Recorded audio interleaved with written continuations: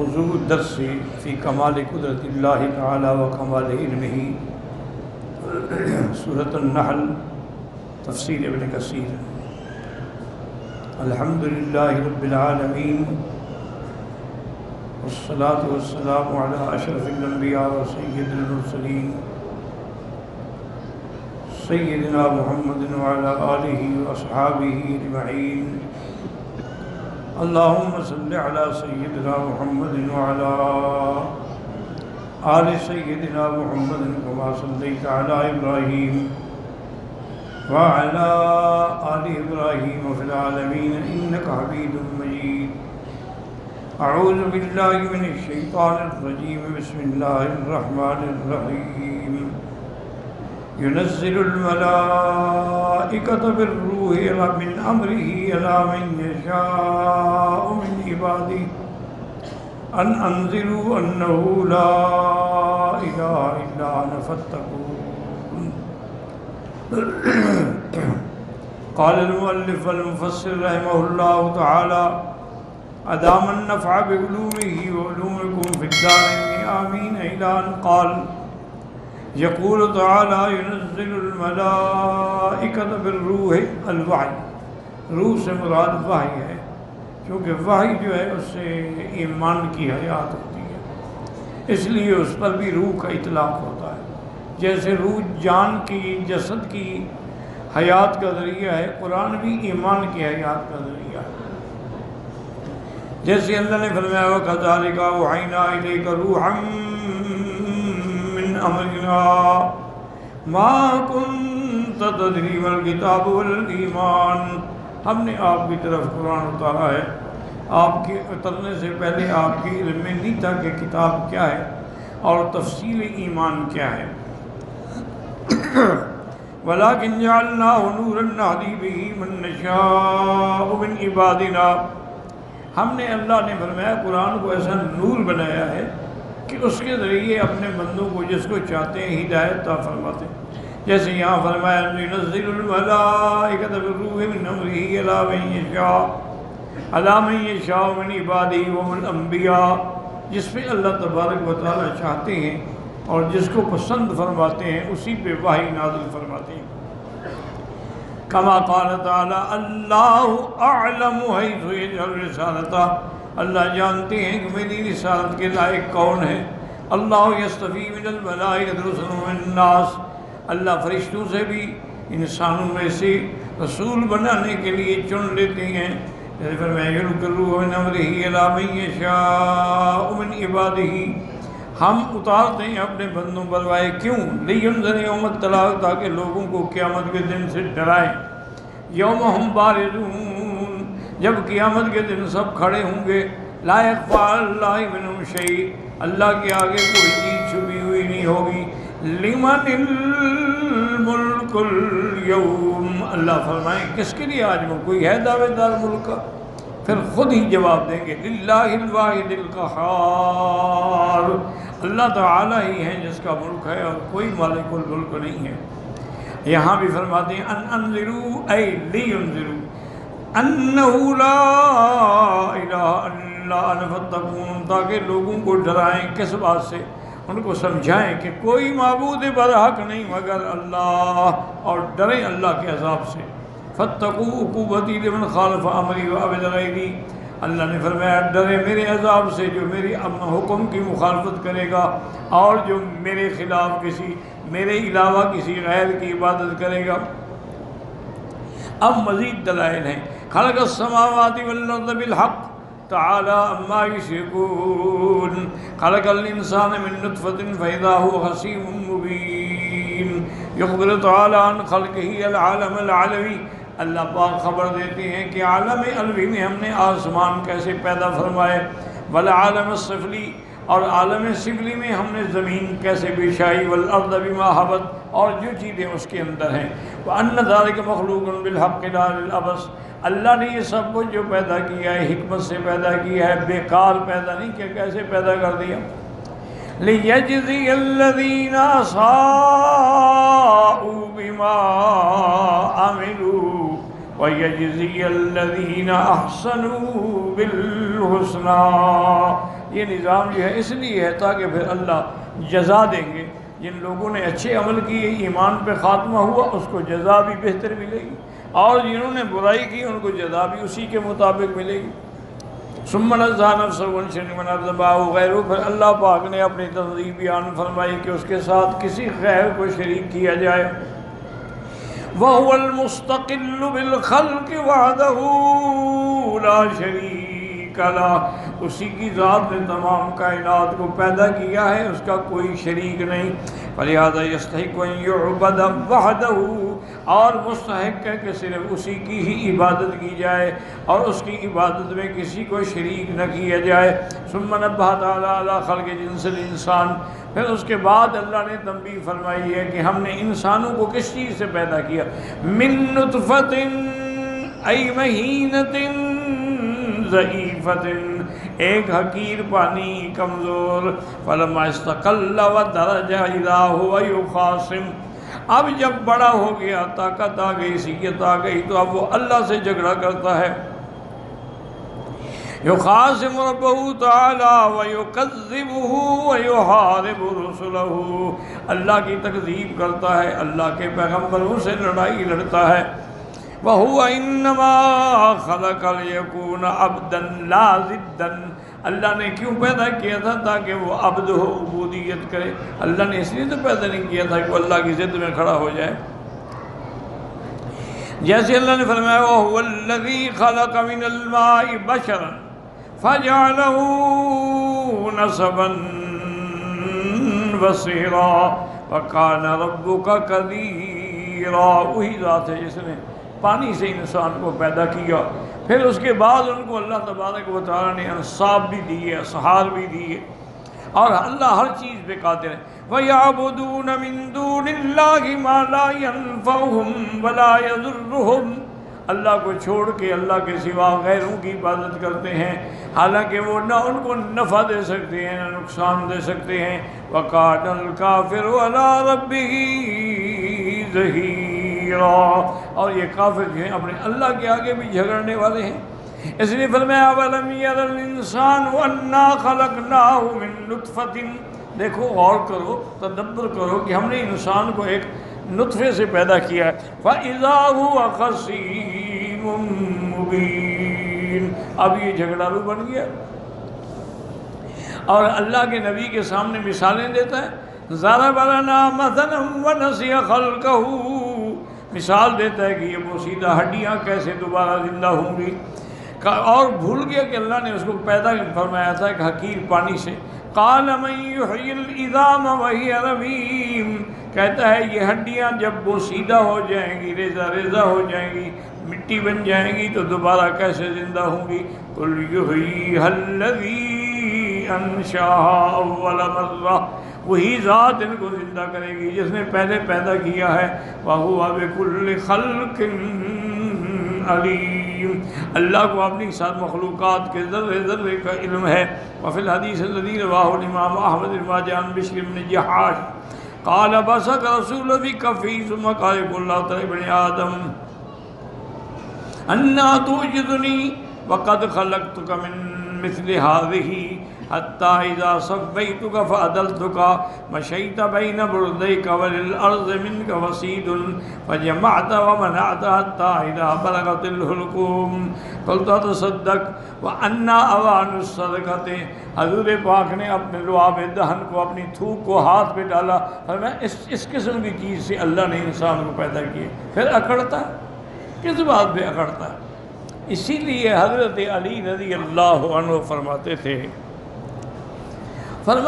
کہ عجبت لرجل، مجھے بڑا تعجب آتا ہے انسان پر کہ جس کی ابتدا کیا ہے، ایک نطفۃ مہینۃ حقیرۃ، ایک گندے پانی کے نطفے سے، اور فرمایا مجھے حسرت ہوتی ہے کہ اس کا انجام کیا ہوگا. جیفۃ قذرۃ، جب یہ مر جائے گا تو بدبودار لاش ہو، کوئی اس کے قریب بھی نہیں بیٹھے گا، کہیں جلدی جلدی دفن کرو بھائی. اور جب تک زندہ رہے گا تحمل بعرۃ، اپنے پیٹ میں بھی گندگی لے پھرتا ہے. پھر اکڑتا کس بات میں؟ آپ نے فرمایا عجیب تو لشخص، مجھے اس بندے پہ عجیب تعجب آتا ہے جو آپ کو خان اور چودھری اور وڈیرا اور سردار کہلاتا ہے، اس کو یہ پتہ نہیں ہے کہ یہ پیشاب کی جگہ سے 2 دفعہ نکلا ہے۔ فرمایا کہ یہ پیشاب کی جگہ سے، جب اس کے باپ نے اس کی ماں سے مجامت کی تو وہ پیشاب کی جگہ سے نطفہ ٹھہرا نا، یہ وہاں سے نکلے ہیں حضرت، اور پھر جب پیدا ہوئے تو ماں کے فرج سے نکلے، وہ بھی پیشاب کی جگہ ہے۔ تو ما خرج من البول مرتين، وہ کیسے اکڑتا ہے؟ اسی طرح حضرت علی نے فرمایا، جو کہ حضرت علی کے خطبات تھے بڑے خطیب اعظم تھے حضرت علی، اور ان کے خطبات جو ہیں وہ بڑے جامع معنی ہوتے ہیں، ان میں بڑے مواعظ ہیں اور عبر ہیں اور حکم ہیں۔ ان نے فرمایا کہ اس بندے کو اکڑنے کا حق ہے جو اپنے بول و براز پر، اپنے پیشاب پیخانے پہ 24 گھنٹے میں 1 دفعہ یا 2 دفعہ بیٹھا ہوتا ہے، خود بیٹھا ہوتا ہے اپنی گندگی پر۔ یہ کیسا انسان ہے؟ پھر بھی اللہ کے آگے کھڑا ہوتا اور جھگڑتا ہے کہ جی ہم دوبارہ کیسے اٹھیں گے، ہم آپ کو نبی نہیں مانتے، ہم آپ کو پیغمبر۔ یہ کیا ہے؟ اس کو تکبر کی کوئی وجہ بھی تو بتائے نا کہ اس کا تکبر کس بات کا؟ حالانکہ انسان جو ہے وہ تو ایک حقیر چیز ہے، اور جب اللہ آسمانوں اور زمینوں کو کون سے پیدا کر سکتے ہیں تو ایک انسان کے پیدا کرنے کی کیا دیر ہے؟ یہ تو ایک ذرے کے برابر چیز ہے۔ اس لیے حضور نے فرمایا، وقت اللہ فرماتے ہیں اچھا بنی آدم تم میرے مقابلے پہ آتے ہو، مجھے آج میں نے تمہیں اس چیز سے پیدا کیا ہے جب تمہیں بنا دیا، اور جب تم ماشاءاللہ اپنے لباس میں اکڑ کے چلنے لگے اور جب تم نے زمین کو اپنا ٹھکانہ بنا لیا، اب مال جمع کیا، پھر اس کو روک کے رکھا، خرچ بھی نہیں کیا اللہ کے راستے میں، اور جب سانس نکلنے کا وقت آ گیا تو کہا اچھا اب میں خیرات کرتا ہوں۔ اللہ نے حضور نے فرمایا بے وقوف، اب کون سا خرچ کرنے کا وقت ہے؟ خیرات تو وہ ہوتی ہے جو آدمی اپنی زندگی میں خیرات کرے، اپنی صحت میں خیرات کرے۔ مرنے کے وقت تو سب کہتے ہیں کہ یا اللہ ہمیں مہلت دے دیں، ہم خیرات کر دیں گے۔ وہ خیرات اللہ کے ہاں کوئی قیمت نہیں رکھتی ہے۔ خیرات تب ہے صحیح شہیح، حضرت نے فرمایا تم تندرست بھی ہو اور تمہیں خود بھی حاجت ہو، وہ ہے خیرات جس کے لیے اللہ نے قرآن اتارا وَيُؤْثِرُونَ عَلَىٰ أَنفُسِهِمْ وَلَوْ كَانَ بِهِمْ خَصَاصَةٌ۔ میرے مدنی کے صحابہ پروانے دیکھو، خود محتاج ہیں لیکن اپنے آپ کو بھوکا رکھ کے بھی لوگوں کو کھلاتے ہیں۔ یہ ہے خیرات جو اللہ کو پسند ہے۔ اسی لیے حضور فرماتے تھے انفق بلالا، بلال خرچ کرو، کیوں گھبراتے ہو؟ ولا تخشى على ذي العرش اكلالا، اللہ کے اوپر امید رکھو، اللہ تمہیں بھوکا نہیں ماریں گے، اللہ تمہیں رزق دیں گے، اور رزق جو ہے وہ اللہ کے ہاتھ میں ہے۔ اسی طرح روایات اسرائیلیہ میں ایک حدیث قدسی آتی ہے، اللہ فرماتے ہیں یا ابن آدم خلقتک لعبادتی فلا تلعب، اے آدم کے بیٹے میں نے تمہیں اپنی عبادت کے لیے پیدا کیا ہے، تم کھیل کود میں، فلموں میں اور ٹی وی میں اور فوٹو کھینچنے میں اور ڈراموں میں وقت گزار رہے ہو۔ یا ابن آدم خلقتک لعبادتی فلا تلعب وقسمت رزقک فلا تتعب، اور میں نے تیرا رزق بھی تقسیم کر کے معین کر دیا ہے، پھر کیوں مشقت میں ڈالتے ہو؟ بس طاقت کے مطابق کام کرو، باقی جو اللہ نے دینا ہے وہ دے دے گا، جو اللہ نے لکھا ہے وہ مل جائے گا۔ تم محنت کرو، پہاڑ توڑ ڈالو، یہ نہیں کہ کوئی زیادہ ہو سکے، جو رب نے لکھا ہے وہی ملے گا۔ اللہ نے فرمایا اب دیکھیں ہم نے آسمان پیدا کیے، زمین پیدا کی، انسان پیدا، ہم نے پھر ان کے لیے جانور بھی پیدا کیے کہ یہ جانور ان کے لیے نعمت ہیں۔ وَالْأَنْعَامَ خَلَقَهَا لَكُمْ، یہ مویشی ہم نے تیرے لیے پیدا کیے ہیں۔ فِيهَا دِفْءٌ، ان کے اندر تمہارے لیے سردی سے بچنے کا ذریعہ ہے کہ اون کے کپڑے بنا لیتے ہو، لباس بنا لیتے ہو۔ وَمَنَافِعُ وَمِنْهَا تَأْكُلُونَ، اس کے علاوہ بھی اور منافع ہیں، دودھ پیتے ہو، اون بیچتے ہو، ان کے بچے بیچتے ہو اور ان سے کھاتے بھی ہو ذبح کر کے۔ وَلَكُمْ فِيهَا جَمَالٌ حِينَ تُرِيحُونَ وَحِينَ تَسْرَحُونَ،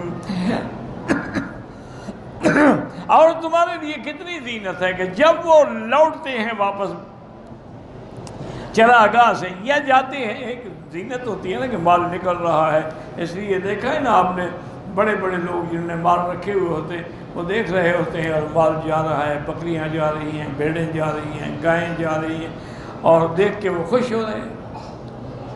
وَتَحْمِلُ أَثْقَالَكُمْ إِلَىٰ بَلَدٍ لَّمْ تَكُونُوا بَالِغِيهِ إِلَّا بِشِقِّ الْأَنفُسِ، اور ہم نے یہ جانور تیرے لیے یہ بھی بنائے ہیں کہ تمہارے بوجھ اٹھا کے وہاں تک پہنچاتے ہیں جہاں تم نہیں پہنچا سکتے۔ تو یہ ایسے جانور ہیں کہ کشتیاں پانی میں چلتی ہیں اور یہ بر میں چلتے ہیں، اسی لیے اونٹ کو کہتے ہیں سفینۃ البر، یہ خشکی کی اور ریت کی کشتی ہے۔ تو ہم نے یہ جانور تمہارے بال برداری کرتے ہیں، تجارت کے کام آتے ہیں۔ ان ربکم لرؤوف رحیم، اللہ تمہارے ساتھ بڑے مہربان ہیں۔ لیکن ایک بات یاد رکھیں، علماء نے بڑی اچھی بات دی، انہوں نے کہا اللہ کی ہر چیز تیری ڈیوٹی کر رہی ہے، صرف تو نافرمان ہے۔ دیکھو نا، آپ نے اگر کسی بکری کو ذبح کرو، کبھی اس نے کہا ہے جی مجھے ذبح نہ کرو، کر لو، گوشت کھا لو، چمڑے بھی جوتے بنا لو، اس نے تو کبھی انکار نہیں کیا۔ تو اس کی ہر چیز تیرے تابع ہے، لیکن تو اللہ کے تابع نہیں ہے۔ کبھی قبروں پہ سجدے کرتا ہے اور کبھی مزاروں پہ سجدے کرتا ہے، کبھی غیر اللہ کی نظر نیاز دیتا ہے اور کبھی آستانوں پہ جھکتا ہے، کبھی غیروں کو حاجت روا اور مشکل کشا سمجھتا ہے، اور یہ بھی جانتا ہے کہ یہ مخلوق ہے، ان کو بھی اللہ نے پیدا کیا، پھر بھی ان سے مانگ رہا ہے۔ اب اس کا کیا علاج ہے؟ اللہ سے بس ایک بات ہے کہ دعا کیا کریں کہ اللہ ہدایت دے۔ جب اللہ ناراض ہو جائے نا، عقل چھین لے، پھر آدمی کو سمجھ نہیں آتی بات۔ اب دیکھیں جتنا ہندو ہیں، یہ جو ان کے دیوی دیوتے ہیں، خود بناتے ہیں کہ نہیں بناتے؟ اپنے ہاتھوں سے بناتے ہیں، کوئی مٹی سے بناتا ہے، کوئی لوہے سے بناتا ہے، کوئی پیتل سے بناتے ہیں، بڑے لوگ سونے کے بھی بناتے ہیں، لیکن خود ہی بناتے ہیں۔ جب بن جاتا ہے پھر ہاتھ باندھ کے کھڑا ہے، جی میری مدد کرو۔ وہ تم نے بنایا ہے اس کو، بیوقوف، وہ تمہاری کیا مدد کرے گا؟ ہمارے بھی مسلمانوں کا برا حال ہے، اللہ سے دعا کرو اللہ ہدایت کے فیصلے کا۔ بڑے سے بڑا ولی ہو یا عالم ہو یا مولوی ہو، جب مر جاتا ہے، ایمان سے کہیں، اس کا کفن، دفن، جنازہ، قبر کون بناتا ہے؟ اس کو قبر میں کون اتارتا ہے؟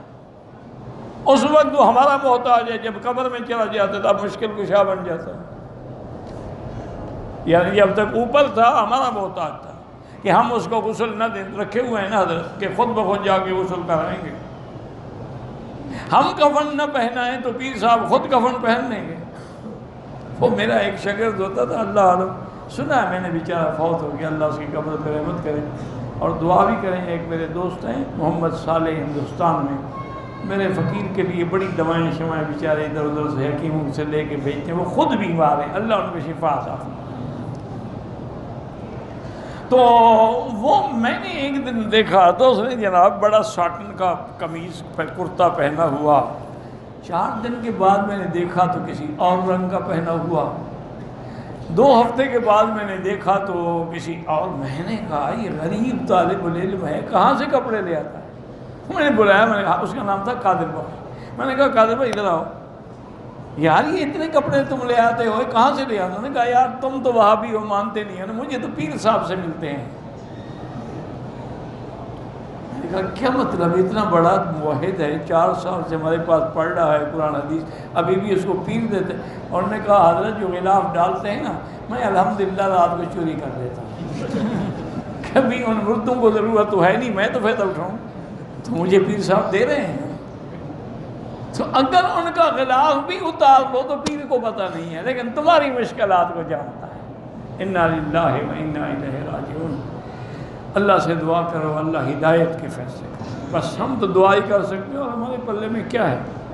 یمتن تعالی علی عبادہ بما خلق لهم من الانعام، اللہ احسان بیان فرما رہے ہیں کہ میں نے تیرے لیے جانور پیدا کیے ہیں، من الابل والبقر والغنم، اونٹ پیدا کیے، گائے پیدا کی، بکریاں پیدا کی، کما فصل فی سورۃ الانعام، جیسے اللہ نے سورۃ الانعام میں ان کی اقسام بھی بیان کی ہیں کہ 8 قسم کے جانور ہیں۔